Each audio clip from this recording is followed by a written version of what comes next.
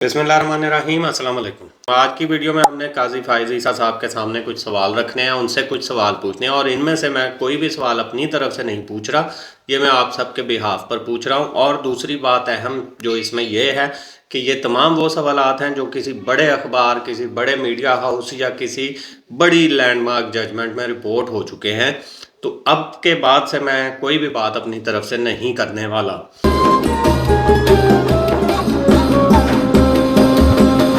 तो सबसे पहले काजी साहब से मैं पूछना चाहता हूँ कि जब चीफ जस्टिस इफ्तिखार चौधरी के खिलाफ एक डिक्टेटर ने एक्शन लिया था और उनको बरतरफ कर दिया था, तो क्या उस मूवमेंट को बुकला की तरफ से आपने लीड नहीं किया था? बलूचिस्तान में जुडिशरी पे हमला उसको नहीं कहा था और तमाम बुकला को लेकर आप चले थे सिर्फ इस बुनियाद पर कि आपको लग रहा था कि ये आज़ाद जुडिशरी के खिलाफ है। दूसरा मेरा ये सवाल है कि क्या आपकी उसी खिदमत और उसी काविश के नतीजे में आपको बलूचिस्तान हाई कोर्ट में एलिवेट नहीं किया गया था और आपको directly chief justice beyond the law जाकर बना दिया गया था, जो कि कानून में इस किस्म का कोई कॉन्सेप्ट नहीं है, लेकिन उसके बावजूद आपको डायरेक्टली बलूचिस्तान हाई कोर्ट का चीफ जस्टिस लगा दिया गया था, जबकि कानून में ये मौजूद है कि जो भी सीनियर मोस्ट जज होगा हाई कोर्ट का वो चीफ जस्टिस बनेगा। लेकिन आपकी अपॉइंटमेंट बतौर चीफ जस्टिस हुई और बाकी के जजेस को भी आपने खुद अपनी मर्जी से अपॉइंट किया और पूरा बलूचिस्तान का बेंच आपने तश्कील दिया था इफ्तिखार चौधरी साहब की तरफ से आपको अपॉइंटमेंट ऑर्डर होने के बाद में। और ये सारा पाकिस्तान जानता है कि बलूचिस्तान में कोई क्लर्क भी इस्टेब्लिशमेंट की हमायत के बगैर नहीं लग सकता। तो आप वहाँ chief justice Balochistan high court लग गए थे इस्टेब्लिशमेंट के खिलाफ मूवमेंट चलाने के बाद। तो इससे भी ये सवाल जन्म लेते हैं कि उस वक्त आप वाकई इस्टेब्लिशमेंट के खिलाफ थे, या जैसे रिपोर्ट्स में कहा जा रहा है कि उस वक्त जनरल केयानी जो थे वो उनके पीछे अमेरिका की सपोर्ट थी और वो मुशर्रफ को हटाना चाहते थे और इस सारी मूवमेंट को वो ही लीड कर रहे थे और आप जैसे लोगों को उन्होंने आगे फुल सपोर्ट दी हुई थी। और आपकी इस अपॉइंटमेंट को इसी बुनियाद पर सुप्रीम कोर्ट में एक वकील की तरफ से चैलेंज भी किया गया था, जिसने के बाद में जिसको कंटेम्प्ट का नोटिस मिल गया था कि उसने आपकी शान में गुस्ताखी कर दी।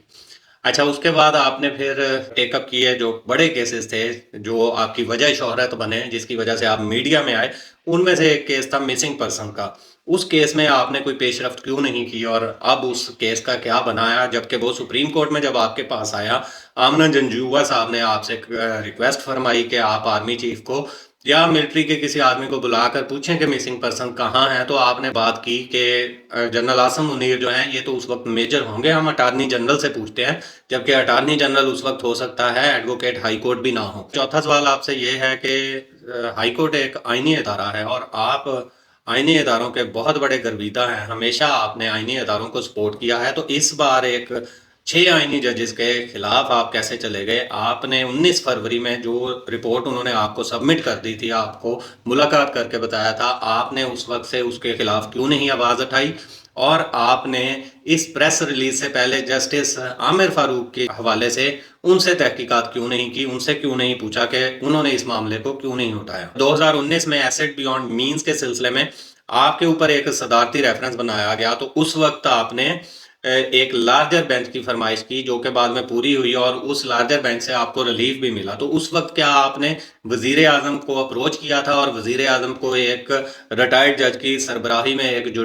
कमीशन बनाने की तजवीज़ दी थी? आपने जो सुप्रीम कोर्ट की तरफ से प्रेस रिलीज जारी की है उसमें आपने इसका बिल्कुल जिक्र नहीं किया जो 6 जजेस के मुताबिक उन्होंने खतूत लिखे जस्टिस आमिर फारूक साहब को 10 फरवरी वाले रोज एक खत लिखा और एक उसके बाद में भी लिखा, लेकिन आपने अपनी प्रेस कॉन्फ्रेंस में उसका कोई जिक्र नहीं किया और ना ही आपने अपनी उस मुलाकात का कोई जिक्र किया जो कि उन जजेस ने आपके साथ की थी जिस वक्त साबिक चीफ जस्टिस बंदयाल साहब चीफ जस्टिस थे। क्या जिस वक्त आपके ऊपर रेफरेंस चल रहा था 2019 से लेकर चीफ जस्टिस बंदयाल के दौरान तक, उस वक्त तक आप बेंचेस में शिरकत करने से माजरत नहीं करते रहे और आप चैम्बर में बैठकर तमाम मराहत और तमाम सहूलियात से इस्तेफादा हासिल नहीं करते रहे? क्या ये एक चीफ जस्टिस और जस्टिस ऑफ सुप्रीम कोर्ट को जेब देता था कि वो बगैर किसी काम के तमाम मराहत हासिल करता रहे? जब से आपकी लाइव प्रोसीडिंग्स हम देख रहे हैं टीवी के ऊपर, तो हमेशा जब भी कोई मामला होता है, कहीं पे कोई मक्खी भी मारी जाती है, तो आपका पहला सवाल ये होता है कि उस दौरान वजीर आजम कौन था?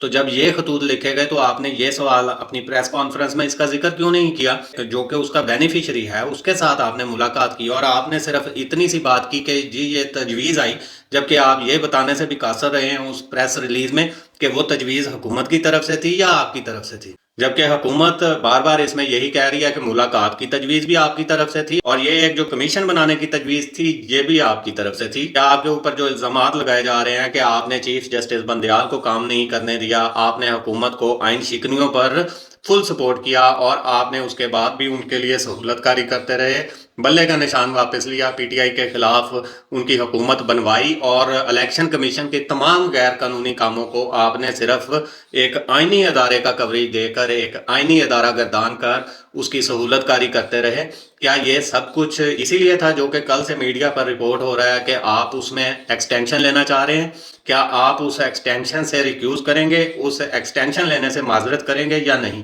یہ تمام سوالات ہیں جو کہ میرے علاوہ پوری پاکستان قوم آپ سے جاننا چاہتی ہے۔ اگر آپ مہربانی کر کے ایک پریس ریلیز جاری کر کے ان سب کا جواب دے دیں تو ہم سب پر آپ کا بہت بڑا احسان ہوگا، ادروائز اس کا جواب کچھ ہی عرصے میں عوام کے سامنے آ جائے گا۔ ملتے ہیں نیکسٹ ویلاگ میں، تب تک کے لیے مجھے اجازت دیجیے، اپنا خیال رکھیے گا اور اپنے اس چینل کا اللہ حافظ۔